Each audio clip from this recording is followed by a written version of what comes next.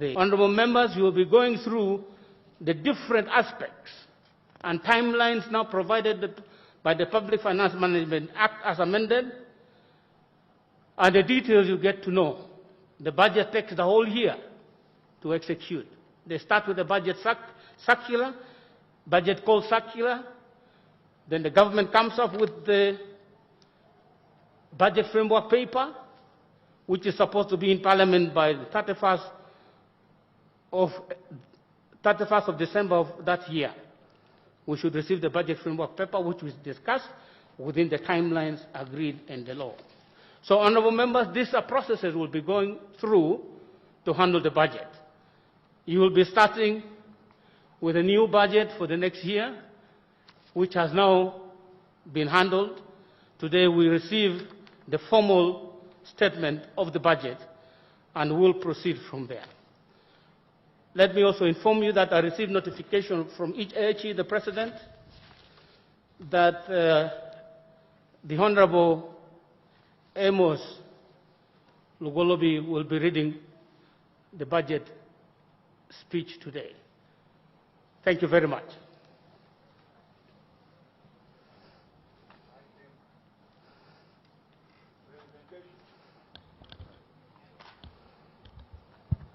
Presentation of the budget speech.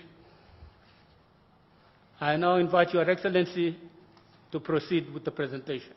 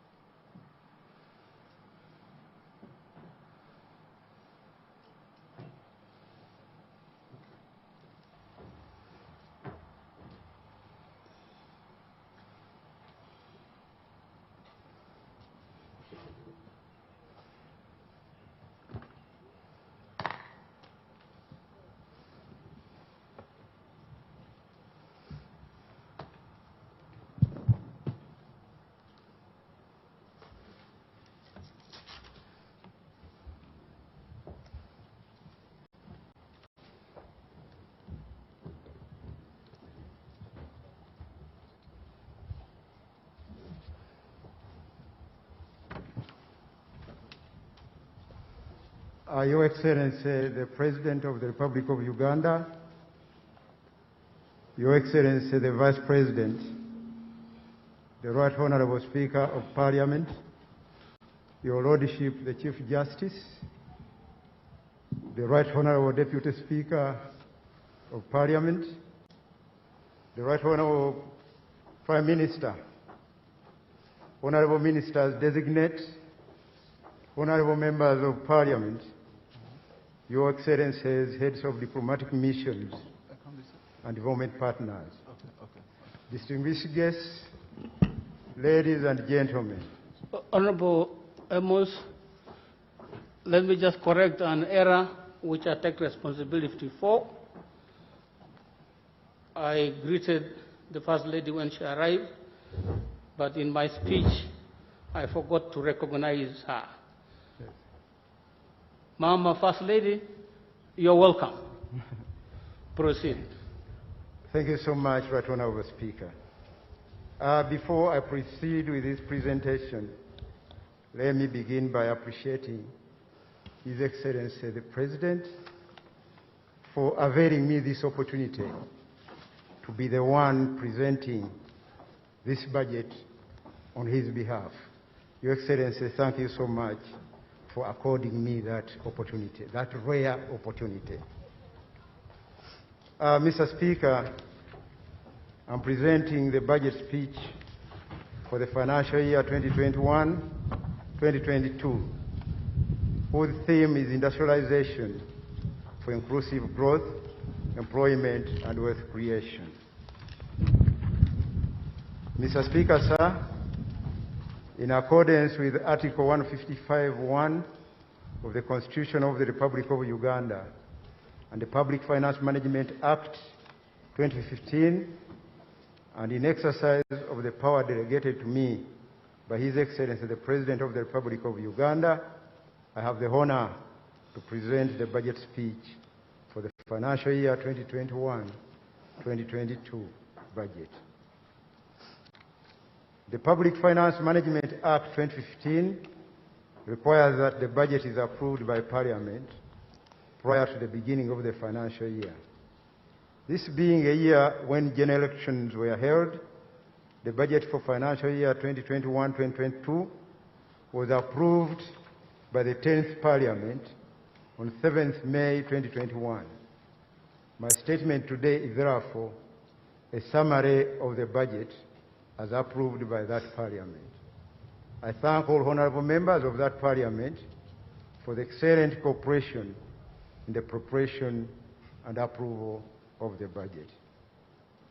Mr. Speaker, sir, Ugandans have once again renewed the mandate of the NRM government. I heartily congratulate His Excellency the President upon his victory. I also extend congratulations to you, Mr. Speaker and Madam Deputy Speaker, for your election to the high office of Speaker and Deputy Speaker, and to you, my colleagues, the honourable members of Parliament, for your election to the 11th Parliament. Mr. Speaker, sir, over the last year, the coronavirus pandemic has severely impacted the health, economic and social status of Ugandans. Several aspects of life were adversely impacted, though evidence shows resilience, and we should congratulate ourselves as a country. According to a study by the Economic Policy Research Center, EPRC, and the International Growth Center, IGC, only 10% of micro, small and medium enterprises in Uganda remained open during the lockdown. And 93% of all micro and small medium enterprises were back in operation by October 2020. In addition, 90% of employees of private sector firms who were laid off during the lockdown were subsequently hired back after the lockdown.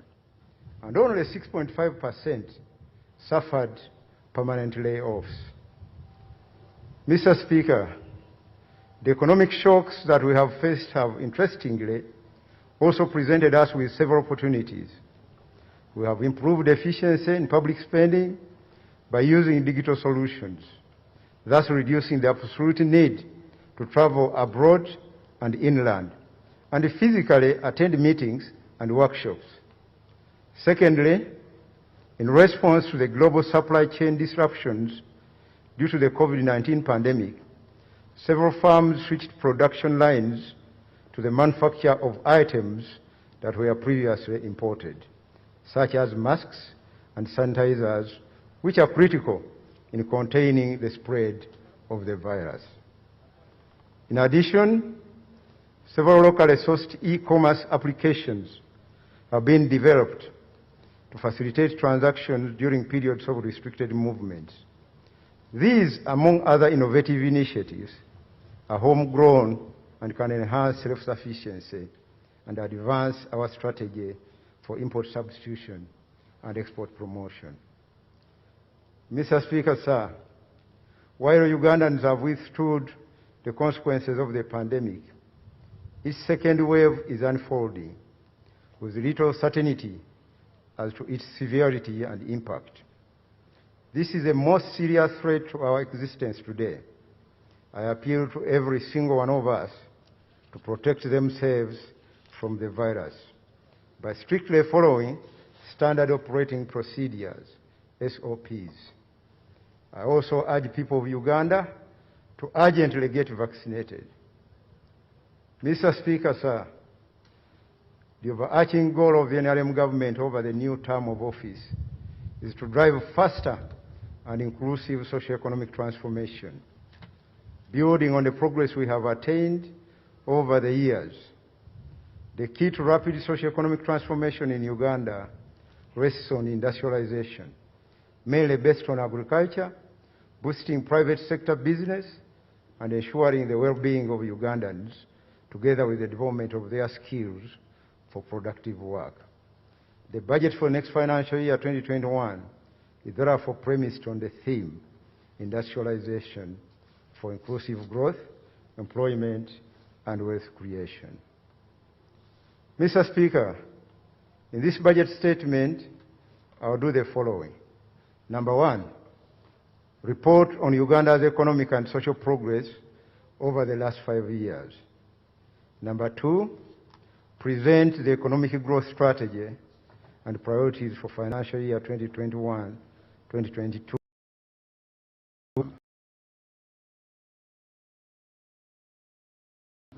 for the financial year 2021-2022.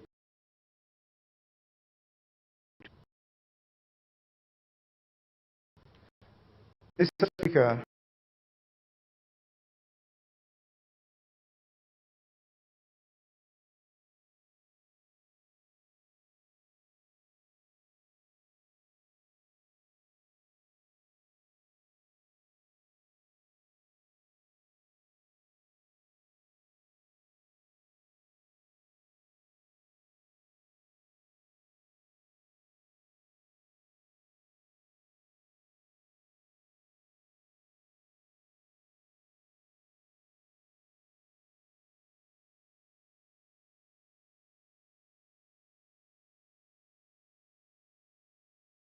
is projected at 3.3%, rising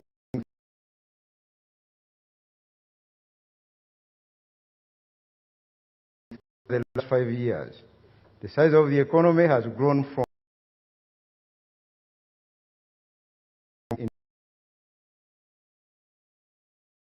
148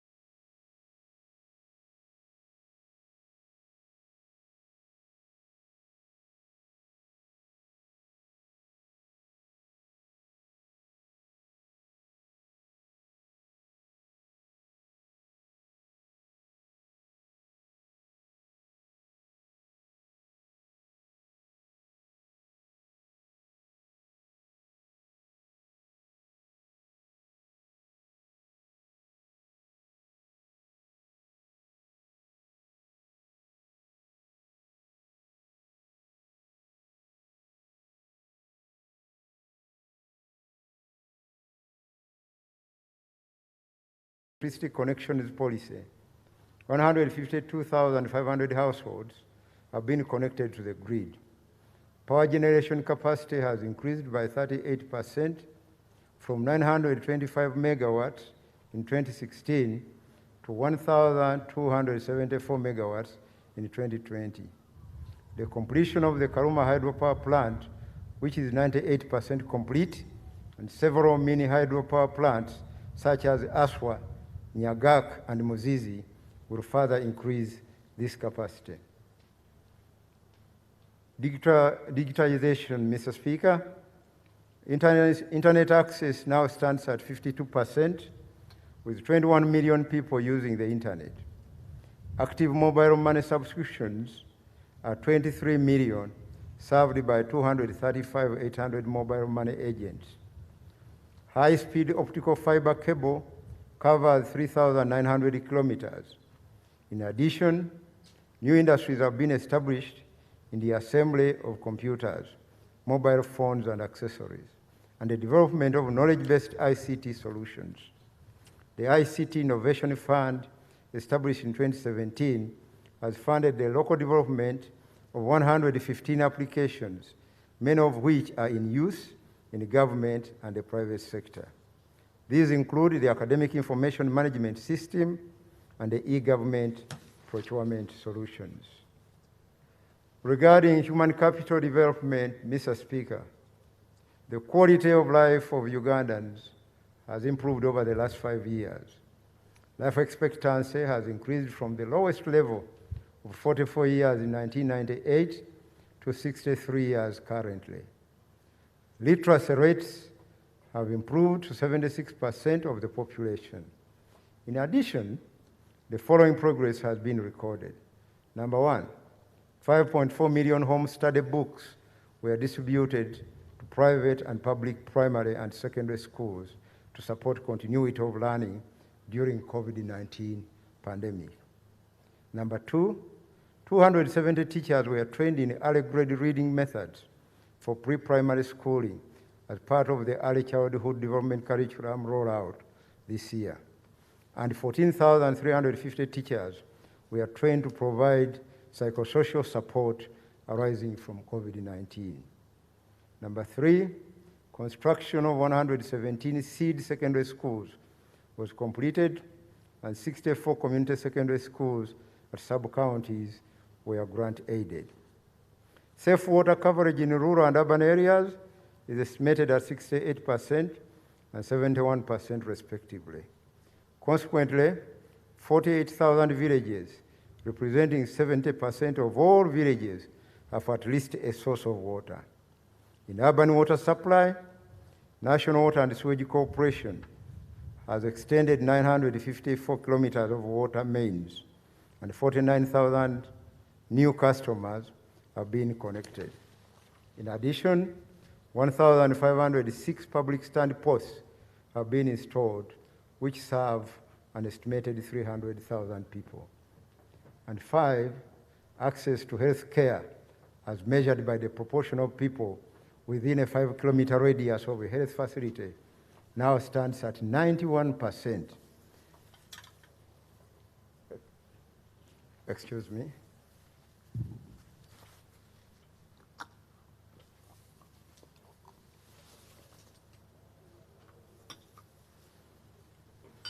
In terms of functionality, 81% of health center FOS offer cesarean section, while 51% offer both cesarean section and blood transfusion. The state-of-the-art Entebbe Pediatric Surgery Hospital has been completed, and all national and regional referral hospitals have been equipped with intensive care units, unit beds, and oxygen plants. Regarding COVID-19 emergency response, Right Honorable Speaker, despite the adverse impacts of the COVID-19 pandemic, the economy remains resilient, partly as a result of a quick and strong government response. To minimize the negative impact of COVID-19 on social and economic welfare of the country, direct fiscal interventions totaling 2.6 trillion were implemented. In addition, 7.3 trillion private loans in commercial banks were restructured as part of the stimulus package.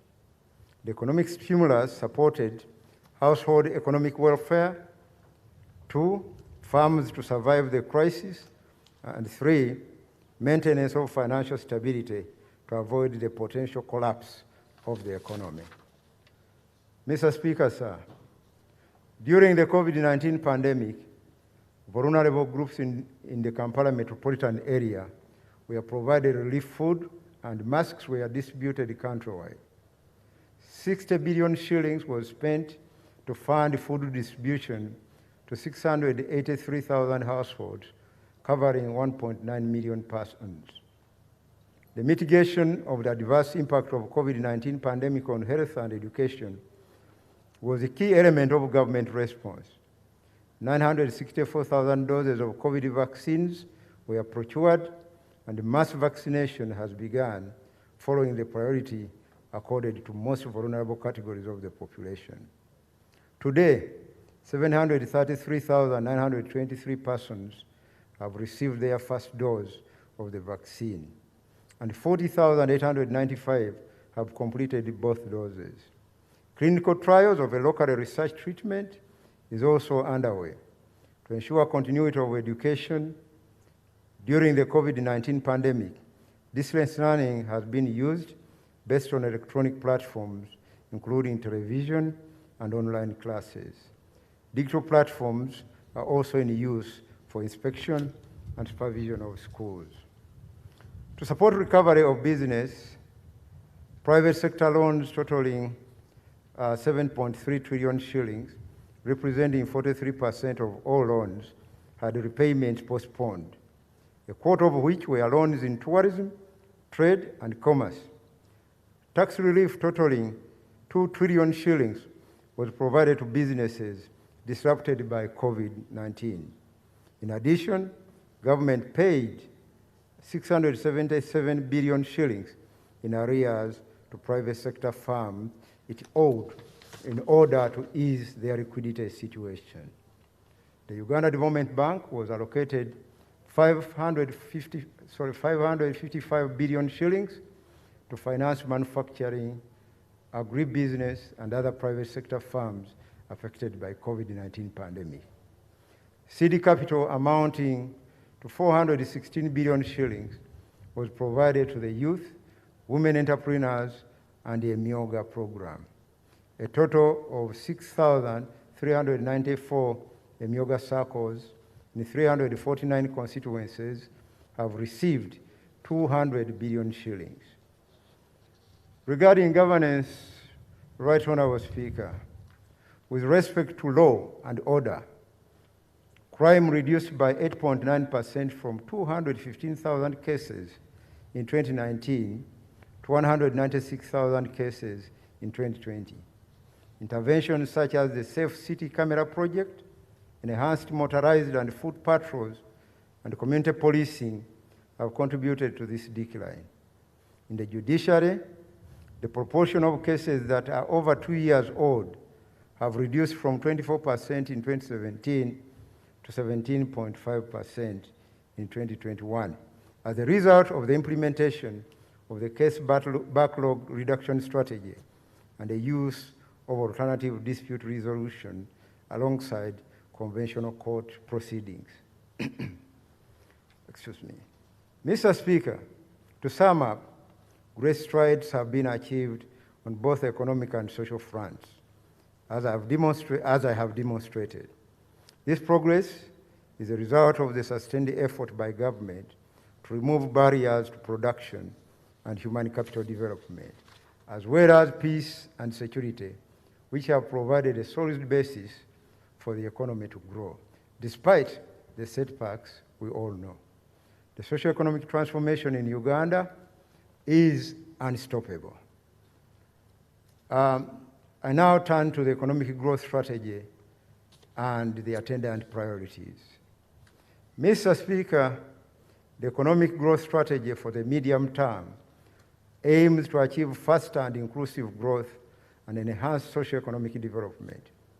The target is to raise growth rates from 4.3% estimated for financial year 2021 to at least 7% in the medium term. The strategy will achieve these medium-term objectives in threefold. One, restoring the economy back to the medium-term growth path. Two, improving the well-being of the population to ensure a healthy and skilled workforce. And three, providing peace, security, and good governance. In restoring economic growth, Mr. Speaker, restoring the economy to medium-term growth path requires the following. Number one, boosting business of the private sector, especially micro, small, and medium enterprises, by extending COVID-19 relief measures, increasing regional and continental market access, access to long-term affordable capital, and supporting entrepreneurial development. Number two, aggressively promoting agro-industrialization to unlock the potential of primary production, together with standards development and enforcement, including enhanced market access. Number three, commercializing minerals, oil and gas endowments to obtain the greatest benefits from adding value to Uganda's natural endowments. And four, develop and maintain infrastructure for economic growth and development, and promote regionally balanced growth. Regarding boosting of business activity, Mr. Speaker, the immediate requirement is to support the recovery of businesses that continue to be adversely affected by the COVID-19 pandemic.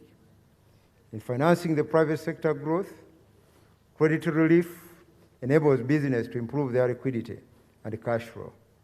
The restructuring of private sector bank loans has been further extended from 1st April 2021 for a further 6 months, allowing restructuring of loans for up to 3 times. This restructuring can be applied by any borrower at any time before 30th September 2021. Mr. Speaker, sir, access to affordable medium-term to long-term capital is key to boosting business. Uganda Development Bank will be further capitalized with an additional 103 billion shillings in financial year 2021-2022. In addition to the 555 billion shillings dispersed this financial year 2020-2021 for lending to small and medium enterprises affected by the COVID-19 pandemic, among others. The Agricultural Credit Facility at the Bank of Uganda, the Myoga program through the Microfinance Support Center, and the Uganda Women Entrepreneurship and Youth Funds will continue to provide targeted funding for agriculture, women, and youth group projects, respectively. Mr. Speaker, applied research in science, technology, and innovation are key to industrialization and socio-economic transformation. Significant gains in productivity and competitiveness can be achieved with product development. To further support advancement in scientific research and innovation, the construction of the National Automotive Park will commence next year. Feasibility studies for regional science and technology parks and technology and business incubators will also be carried out. Technology development for the manufacture of personal protective equipment known as PPEs, diagnostics and biomedical science, immunology, vaccines, and digital applications will be further supported. Right Honourable Speaker, 358.5 billion shillings has been allocated in next year's budget for innovation and technological development. Excuse me. Regarding investment promotion, Mr. Speaker, in order to promote investment, foreign and domestic direct investment will be facilitated. This will increase value addition as well as enable technology and knowledge transfer. 350,000 direct jobs and 650,000 indirect jobs are expected to be generated. To this end, 23 regional industrial business parks to be spread across the country will be established, among others. 2, promoting agro-industrialization. Mr. Speaker, agriculture remains the mainstay of livelihoods for the vast majority of Ugandans in rural areas who engage in primary production and related non-farm activity. The key to rapid socio-economic transformation rests on unlocking the potential of agriculture through aggressive industrialization. This will enable the population engaged in farm and non-farm rural economic activity to earn higher incomes and employment. The agro-industrialization strategy will address low production and productivity of primary agriculture, poor harvest, handling and storage, limited value addition, and insufficient market access. It will also permit adherence to food safety requirements and standards in export markets. This will also partially address the reason provided to create non-tariff barriers, NTBs, in regional markets which constrain agribusiness. The parish development model approach, Mr. Speaker, this model is an approach to organizing and delivering public and private sector interventions for wealth creation, including investment planning, budgeting, and service delivery at the parish level as the lowest planning unit. This approach seeks to create income-generating opportunities at the 10,594 parishes in the country. The parish development approach has 7 pillars, namely 1, production, processing, value addition, and marketing. 2, infrastructure and other economic services, including extension services, energy, roads, market structures, water for production, and mindset change for business orientation. 3, financial inclusion through cooperatives, circles, revolving funds, where 30 million Uganda shillings will be provided per parish for a start. 4, social services delivery, including health, education, water, and other social development services. 5, re-establishment of the community information system. 6, parish governance and administration. And 7, mindset change. Mr. Speaker, agro-industrialization will be achieved through the following strategic actions. Number 1, develop commodity value chains linking national, regional, district, and sub-county level commodity off-takers to private nucleus farmers.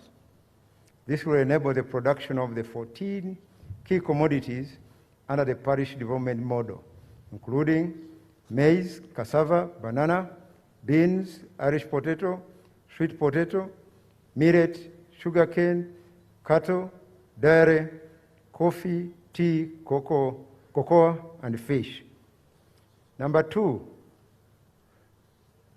multiply fish, poultry, and crop technologies developed by National Agricultural Research Organization, NARO, and improved breeding stock by National Animal Resources Center and Data Bank, NAGRIC, to be replicated across the country using the parish development model. Number 3, build parish and sub-county centers and district and regional warehouse storage capacity with adequate equipment to address post-harvest losses and ensure standards are maintained. In this regard, the parish development model will go a long way to organize local production linked to processing centers and markets. Number 4, provide affordable long-term agricultural financing and insurance to de-risk entrepreneurs at all levels of the commodity value chain. Number 5, expedite the licensing of digitized commodity markets linked to the 750,000 metric ton capacity of warehouse infrastructure countrywide, where volumes of quality, aflatoxin-free, graded grain will be guaranteed and traded. Number 6, develop market infrastructure to enable the private sector to take advantage of the export market opportunities, including the African Continental Free Trade Area. Number 7, develop agro-industries such as the Luero Fruit Factory and the master plan for the Zombo Fruit Factory, etc. Number 8, complete construction of storage facilities of 42,000 metric tons capacity in Iganga, Isingiro, Amuru, Kalungu, and Nebi. Number 9, operationalize 20 zonal industrial hubs for skilling youth and women, wealth creation and value addition for carpentry, welding, tailoring, knitting, weaving, bakery, shoemaking, and stone cutting trades, and value addition facilities for commodities such as coffee and maize. Number 10, construct 2 storage facilities in Bujangavu and Katapui, 6 milk collecting centers in Chenjojo, Gomba, Nakaseke, Kumi, and Chibuku, 12 food processing plants, and 18 value addition facilities across the country. Number 11, operationalize a 1,000 metric ton grain processing plant and a 150 kilogram per hour peanut butter plant in Soroti, a 3,000 metric ton maize processing plant in Busia, and a 500 metric ton multi-grain processing plant and feed mill in Arua. 12, establish the Kabarore Agro-Industrial Park, 2 regional value addition incubation centers in Kasese and Gulu, and 2 regional farm service centers in Gulu and Kabarore. Mr. Speaker, Uganda's agricultural exports are required to meet international phytosanitary standards. These standards ensure that agricultural commodities for export are free of pests and diseases. 8 major border posts will be constructed and equipped to carry out inspection, testing, fumigation, and packaging services for exports. They will be located at Mutukula, Katuna, Pondwe, Maraba, Busia, Swam, Ilegu, and Ruakaka, and at the Entebbe and Kabale international airports. This will address quality standards for commodity exports such as maize and poultry and dairy products. 7 billion shillings has been provided for this purpose.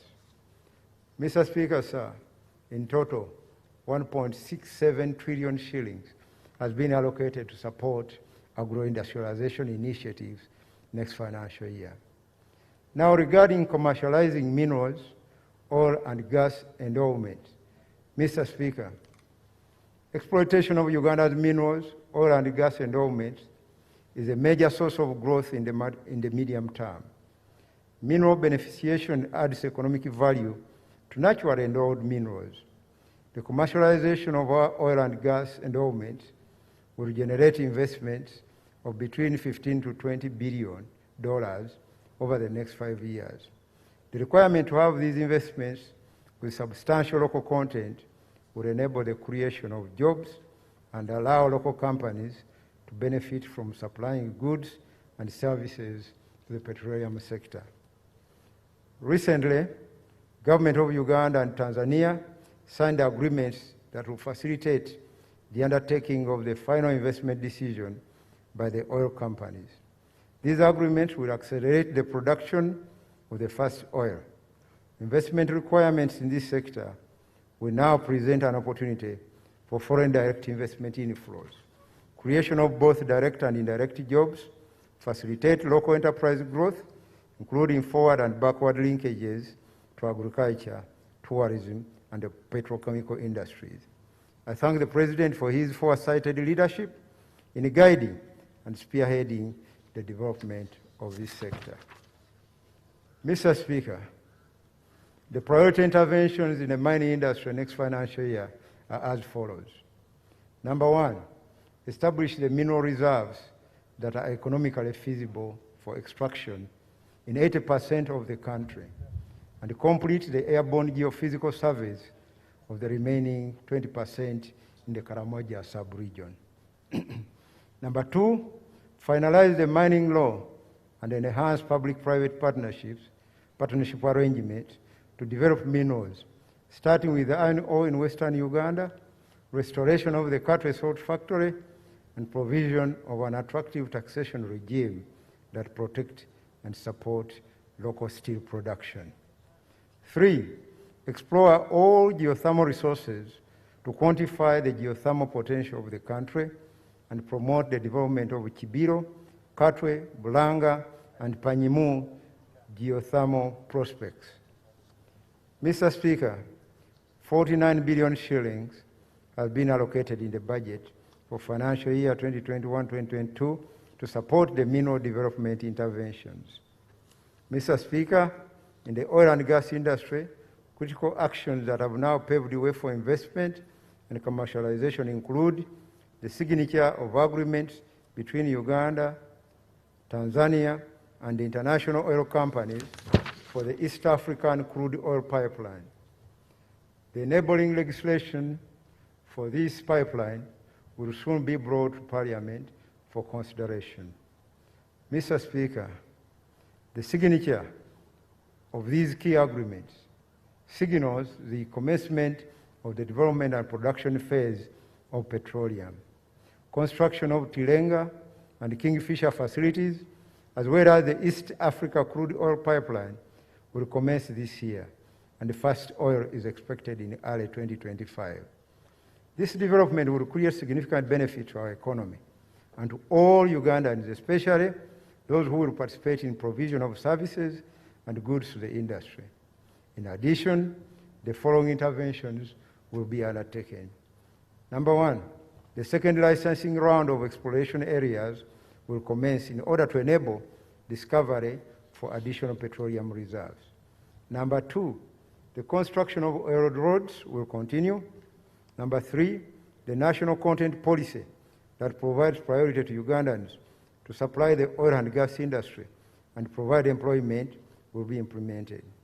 And number 4, constructive facilities for production and transportation of the crude oil and the development of the required regulations, including those related to tariff, metering, and decommissioning. Mr. Speaker, I now turn to the infrastructure for economic growth and development. Uganda has invested heavily in addressing key infrastructure gaps, but there are still gaps that will be addressed in the medium term to enhance growth and socio-economic transformation, for which the following interventions will be implemented. Transport infrastructure. Mr. Speaker, to further improve transport infrastructure, the following interventions will be prioritized next financial year. Number 1, the upgrade of 400 kilometers equivalent of national roads from gravel to tarmac, including the construction of 37 new bridges on national roads.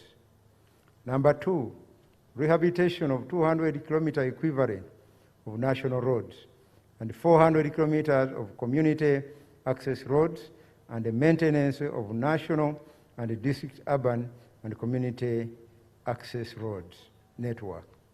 3, rehabilitation, procurement of ferries, and construction of selected landing sites, including the Lalopi, Obongi, and Choga ferries, and the Bukungu, Kagwara, Kabera Maido landing sites.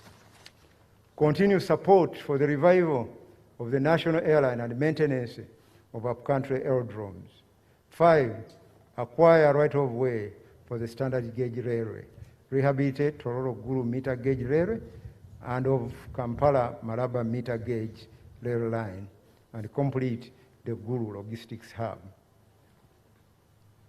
Mr. Speaker, 5.1 trillion shillings has been allocated in the budget for the development of the integrated transport infrastructure and related services. Out of this, 487.4 billion shillings is for road maintenance, and 135.9 billion shillings is for community roads improvement. Regarding power infrastructure, Mr. Speaker, regarding the promotion of renewable energy, the government will commission solar mini grid plants in Rubirizi and Kasese districts. These include the Kasenyi 37 kilowatts, Kashaka 28 kilowatts, Kazinga 26 kilowatts, Kihuramu 18 kilowatts, Kisebere 16 kilowatts, and Kisenyi 32 kilowatts. These solar mini-grids were constructed by a worldwide fund for nature Uganda. The mini-grids will provide power to isolated community clusters. Mr. Speaker, building capacity to meet the energy needs of Uganda's population in an environmentally sustainable manner is a major national priority. And the key interventions will include, number one, further development of generation, transmission, and distribution capacity. Two, increasing electricity access, including implementing the free electricity connection policy. Three, reducing energy losses and curbing vandalism of electricity infrastructure. Four, provide affordable electricity tariffs, including the power subsidy of 5 cents for manufacturers who qualify as extra-large industrial consumers. Five, promote renewable energy, energy efficiency, and conservation. Mr. Speaker, 1.1 trillion shillings has been allocated in the budget for financial year 2021-2022 for the development of energy infrastructure and services. And out of this, 646.2 billion shillings is earmarked for rural electrification. Regarding digital transformation, Mr. Speaker, ICT is key to transforming socio-economic transformation and for improving efficiency and productivity. The COVID-19 pandemic has presented the opportunity for digital transformation of the economy. Therefore, the major priorities for financial year 2021-2022 will include the extension of broadband ICT infrastructure up to the sub-county level, expanding the digital terrestrial television and radio broadcasting network to facilitate tele-education for learners, and facilitating the development of software solutions to support e-government, e-commerce, and e-payment, among others. Mr. Speaker, 134.9 billion shillings has been allocated in the budget for financial year 2021-22 to enhance digitization of the economy. Now, regarding pursuing regional balanced growth, Mr. Speaker, greater linkage between production and processing facilities at a local level can be established through a regionally balanced growth approach. Regional balanced growth entails the development of value chain enterprises beyond the central corridor of Maraba to Greater Kampala metropolitan area, to Mbarara. Developing additional corridors of growth will diversify economic development. In this respect, Right Honourable Speaker, 2 additional corridors have been identified, namely the north to east corridor, that is Maraba, Soroti, Gulu, Arua, and the north to west corridor, Kasese, Hoima, Gulu, and Kitgum.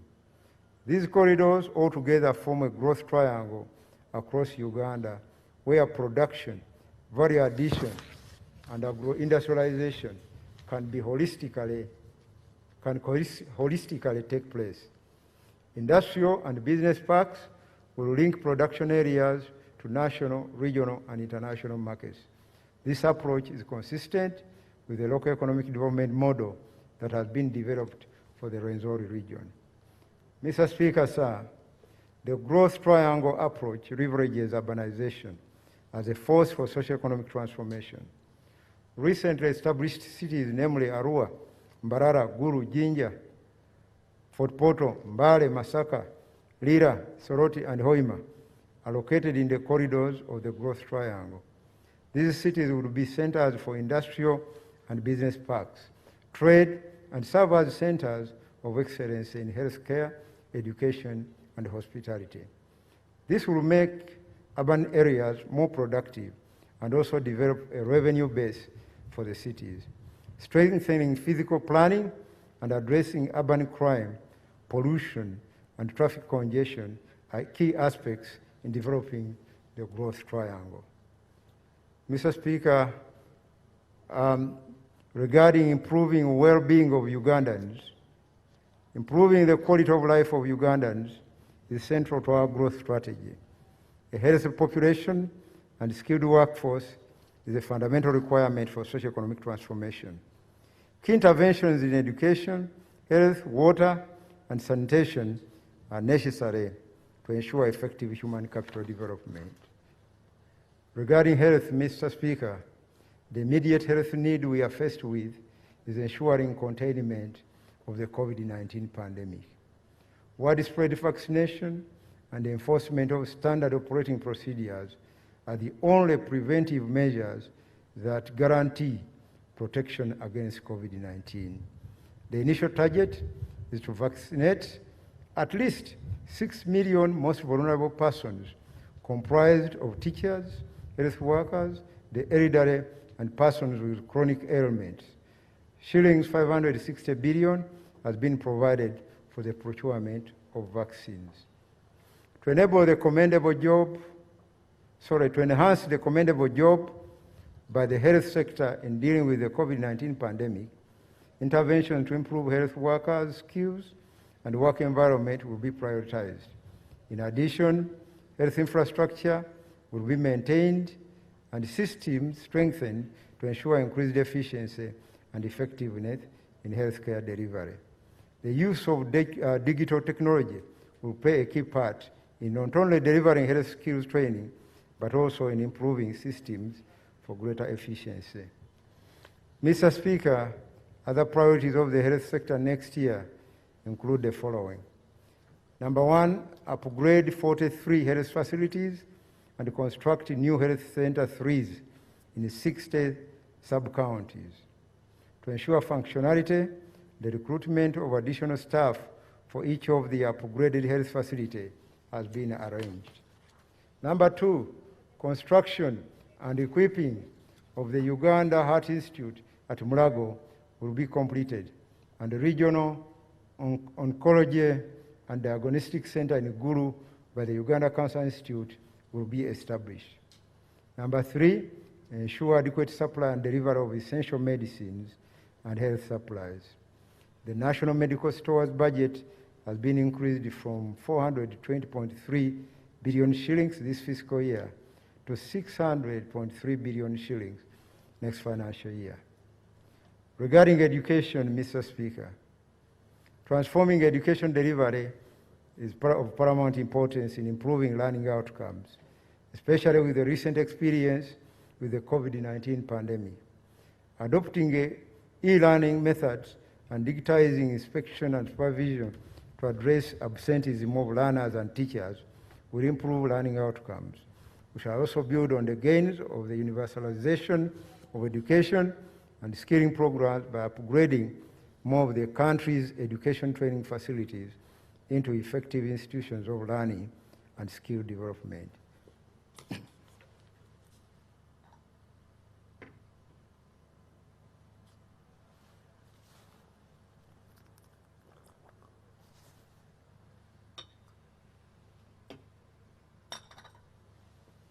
Excuse me. Mr. Speaker, regarding education, transforming education delivery, I think I've finished that one. Mr. Speaker, next financial year, priority will be placed on improving staffing and teacher quality at all levels, enhancing inspection and supervision of schools, rehabilitate primary and traditional secondary schools, and complete construction of selected vocational schools. To this end, 4,200 primary school teachers will be recruited to raise the national staffing level to 70%. In addition, 1,055 secondary teachers will be recruited in local governments with staffing level below 50% of the establishment. To improve supervision, 440 inspectors will be recruited across all local governments to address learner, teacher, and school management absenteeism. The integrated inspection system, electronic inspection in brackets, will be rolled out throughout the country.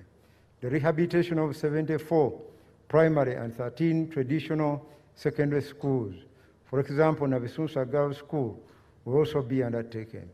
Construction of 36 partially completed schools, for example, Morunga Twinyi Secondary School will be completed. Construction of 7 skills development institutions, like the Arua School of Nursing, will also be completed. Regarding water and sanitation facilities, Mr. Speaker, access to safe water and sanitation is important in improving the well-being of the population. The target is to increase the coverage of safe water supply in rural areas to 81% and to 100% in urban areas by 2025. At a minimum, we will ensure that every village in underserved districts has at least one safe water source, as well as promote improved sanitation. To this end, 124.9 billion shillings has been provided for rural water and 523.4 billion shillings for urban water. Mr. Speaker, in summary, to enhance human capital development, 7.7 trillion shillings has been allocated next financial year. Regarding peace, security, and good governance, Mr. Speaker, peace and security, the rule of law, and good governance are key to providing a conducive environment to facilitate socio-economic development. Our long-term objective is to maintain peace and security at the community and national level, increase access to justice, and enhance effectiveness in public service delivery. Regarding peace and security, Mr. Speaker, next fiscal year, the following intervention will be prioritized to create a peaceful and secure environment for economic growth and development. Number 1, acquire, refurbish, and maintain military equipment. Number 2, complete the construction of the military referral hospital in Imbuya and train military medical personnel and procure medical equipment. Number 3, commence construction of 30,000 housing units for the military, the construction of the military museum, as well as military barracks. Number 4, improve urban security with implementation of phase 3 of the Safe City CCTV project. Mr. Speaker, 6.9 trillion shillings has been provided in the budget for these interventions. Access to justice. Mr. Speaker, to improve access to justice, the judiciary and other law and order services will be deconcentrated to the regional and district level.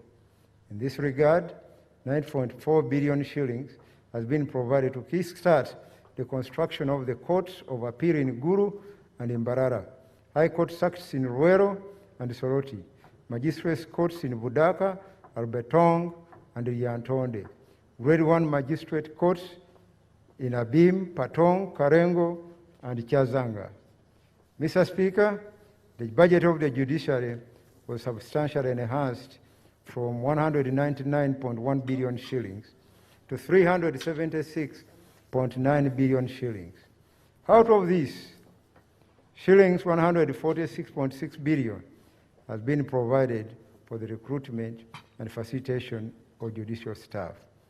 In addition, 18.2 billion has been provided to implement the electronic court case management information system and the prosecution case management information system.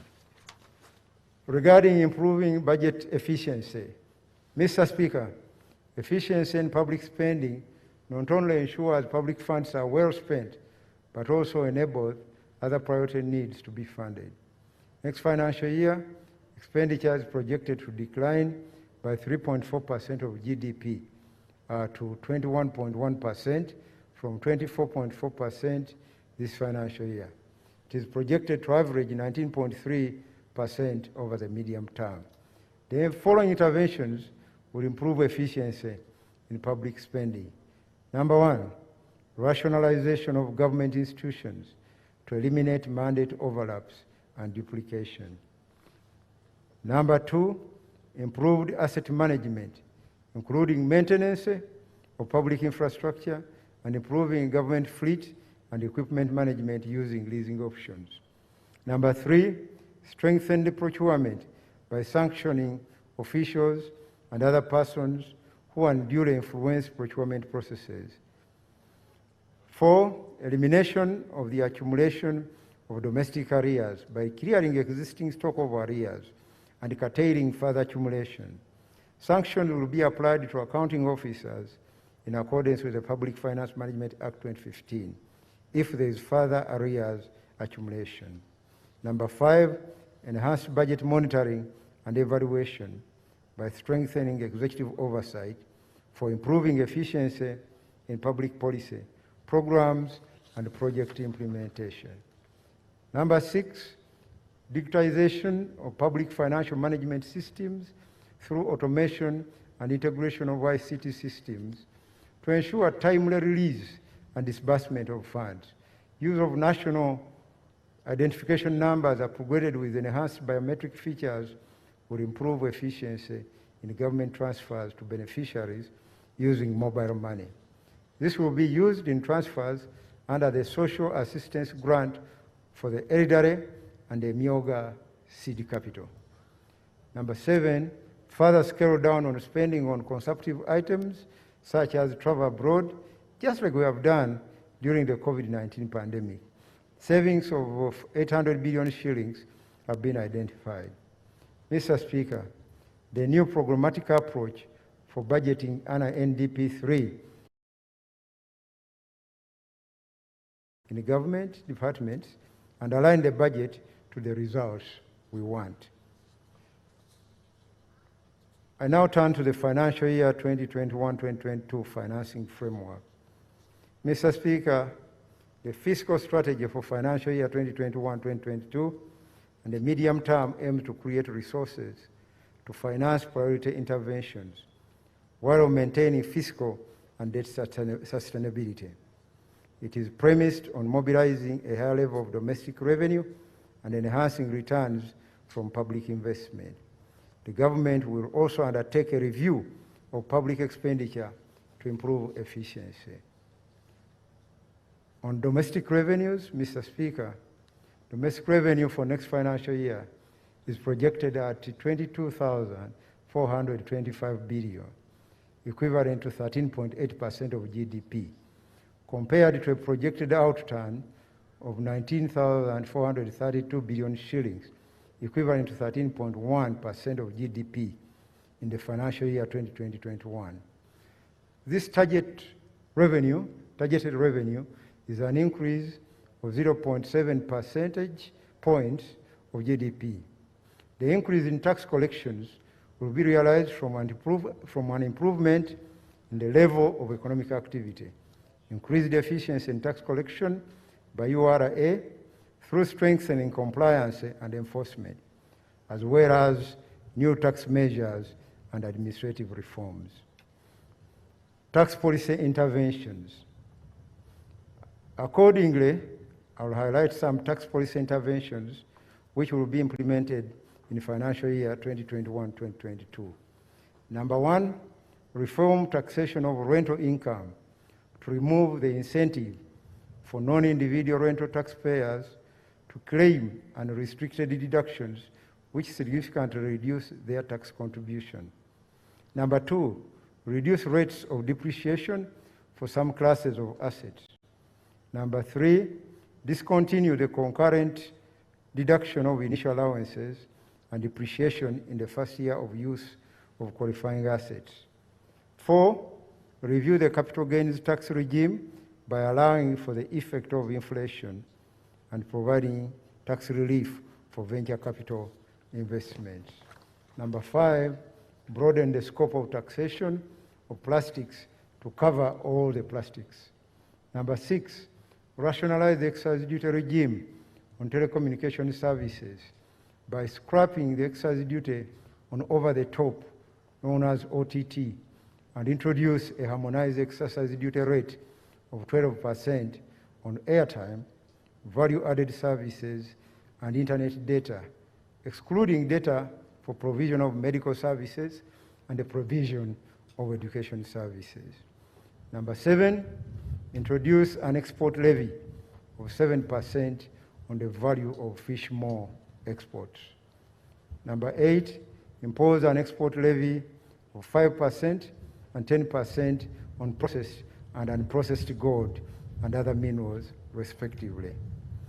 Regarding the tax administration measures, Mr. Speaker, Uganda Revenue Authority will implement administrative interventions to boost revenue collection, including the following. Number one, strengthen tax arrears management and recovery. Number two, enhance data analysis through interfaces with other government information systems to enhance taxpayer compliance.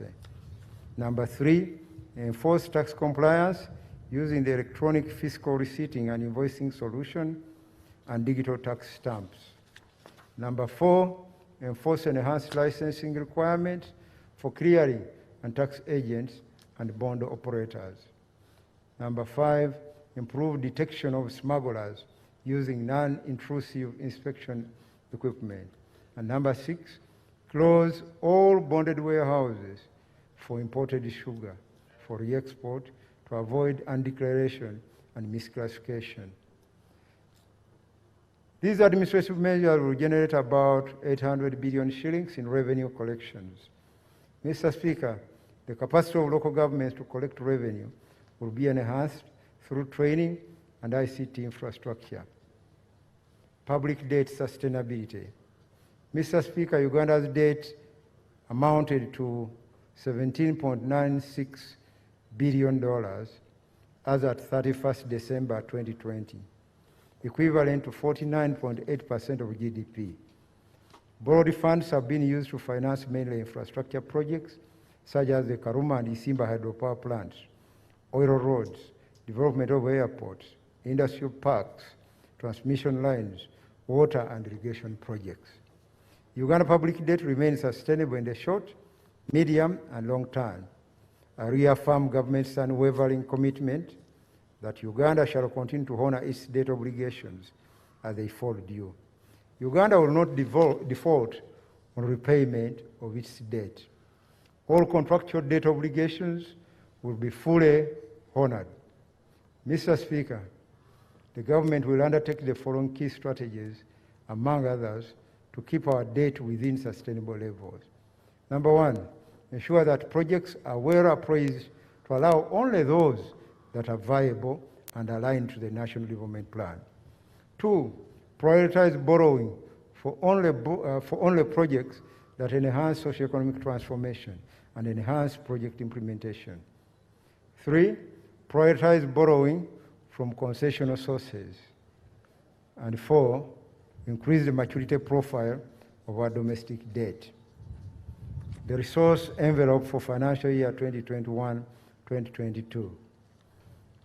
Mr. Speaker, the resource envelope for financial year 2021-2022 amounts to 44,778.8 billion shillings and is comprised of both domestic and external resources as detailed below. Number one, domestic revenue amounts to shillings 22,425 billion, of which 20,837 billion will be tax revenue, and shillings 1,588 billion will be non-tax revenue. Number two, domestic borrowing amounting to shillings 2,943 billion.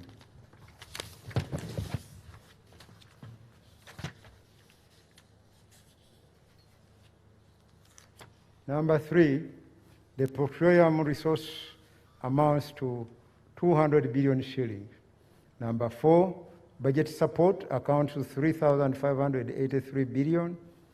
Number five, external financing for projects amounts to 6,868 billion, of which 5,519 billion is from loans, and shillings 1,349.4 billion is from grants.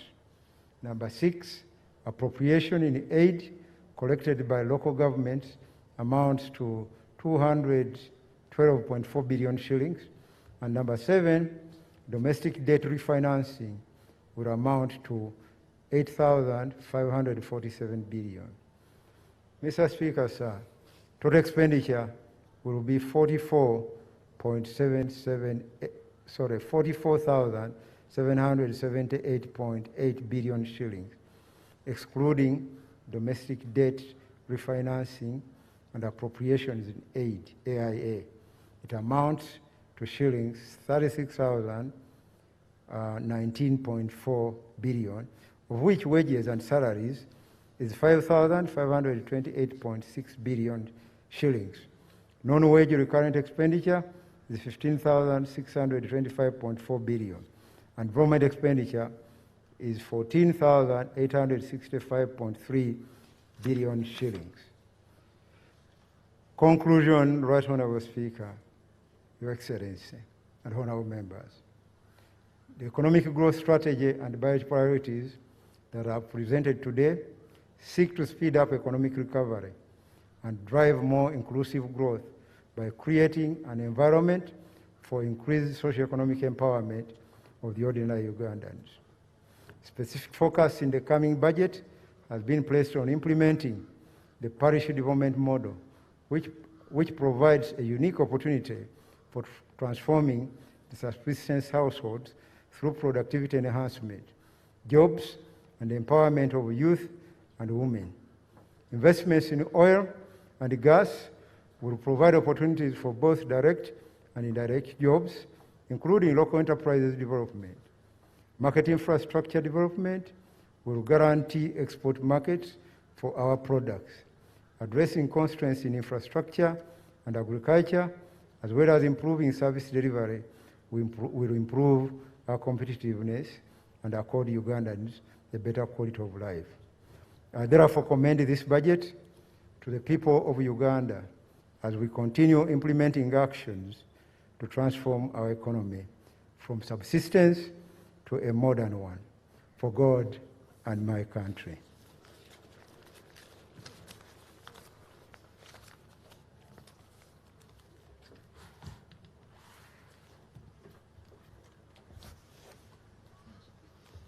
Remarks by His Excellency the President.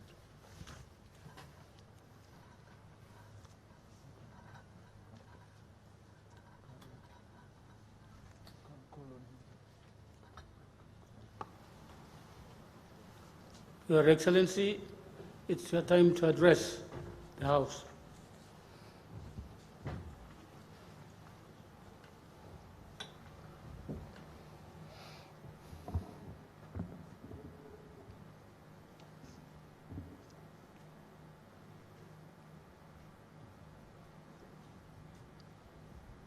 Excellency, the Vice President designate,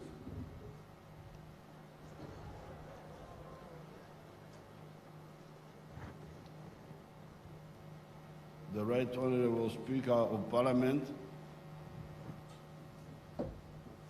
His Lordship the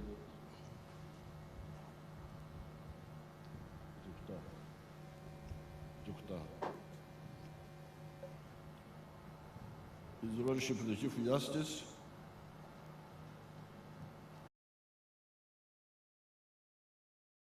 Deputy Speaker, Right Honourable Deputy Chief Justice,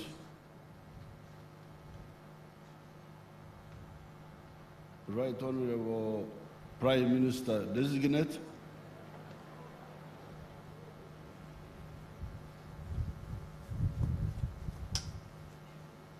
and all the big and small people.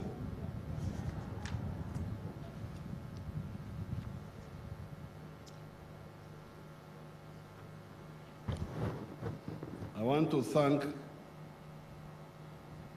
the Honorable Rugorovi Amos. You heard how he very well presented the budget.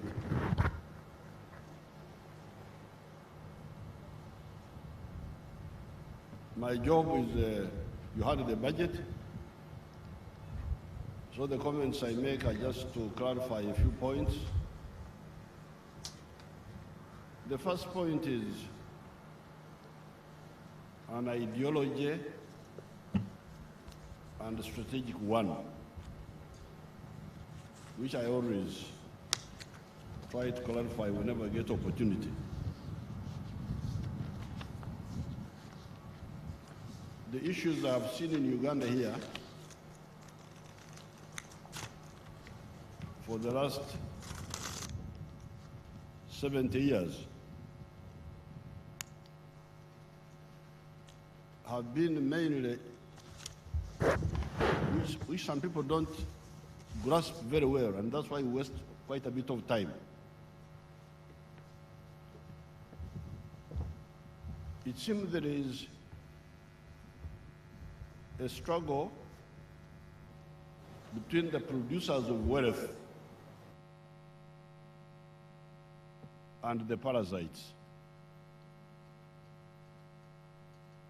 Fortunately, by a good historical accident,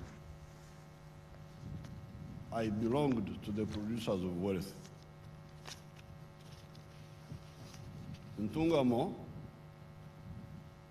where I was born and partially grew up in the 1940s and 1950s, you had the following wealth creators. People who are creating wealth, not eating what they don't produce.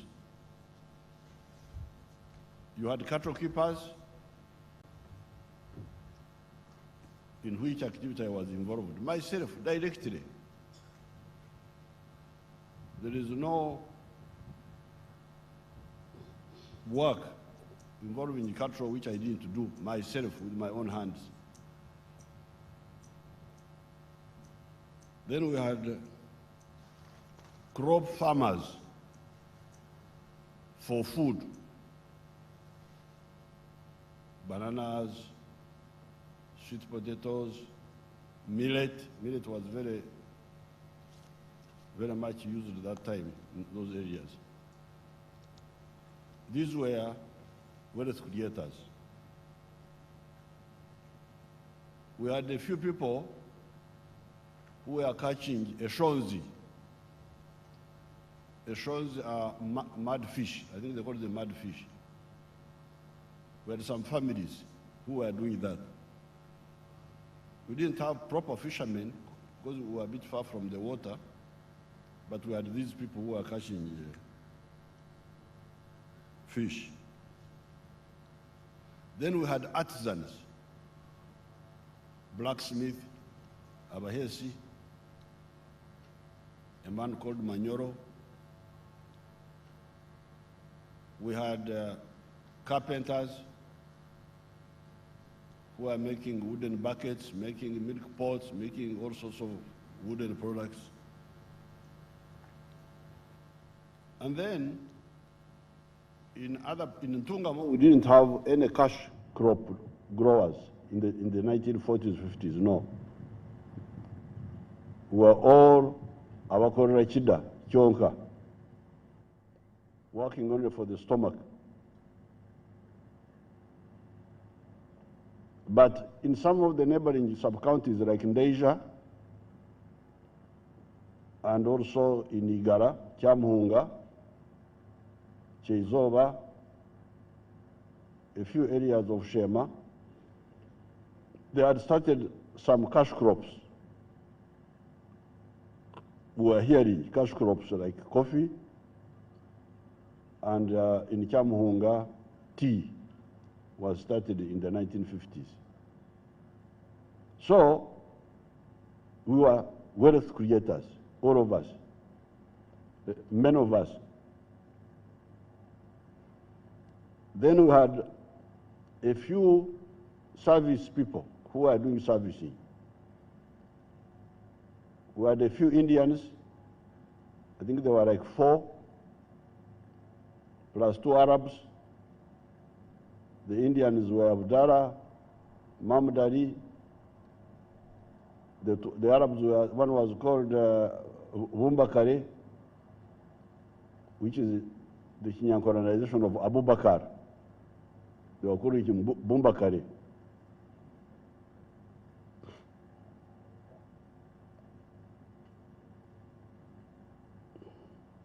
Then we had a Nubian in Kakuru, Kamisi, called Charakitanava, because he was so black that the nails were black. They thought he didn't wash. So they were calling him the one without washed nails, Charakitanava. But he was providing a service of transport. When we visited the national park as a class in 1958, I think it was his Opero vehicle which took us. So, the majority of us were wealth creators in agriculture, artisanship, or services. And in this, we were assisted by partners. People used to come from Kampala here. A man called Warusimbi Mpanga, he would come and buy our cows and bring them to Kampala for slaughter. So that one was our partner. We had another man called Buchenya in Mbarara. He was a Muslim, a fat Muslim man. His real name is, these are Bagando Vankore. His real name was Bukenya. But because Banyawere cannot easily pronounce Bukenya, they say Buchenya. So that one was also buying cows, bringing them to Mbarara. And then there was a European called Shea, who was buying cows and taking them to Chirembe for slaughter there. So these were our partners. And we were selling, I used to sell milk sometimes to the Indians and also to some other groups like Sambanyarwanda who had migrated there. A Mnyarwanda called Kanyandeku. I used to take milk there and sell it to him because he wanted it. So therefore, because we were wealth creators and we had our partners, we had no problem of sectarianism. You couldn't hear people talking of Indians, that Indians are a problem. No. Because the Indians were the ones bringing us what we did not have. Those Indians, Udara and so on. And all these groups, the Baganda, you hear, Warusimbi, and the others are the ones who are buying our cows. At that time, the Banyankore were not so much in trade.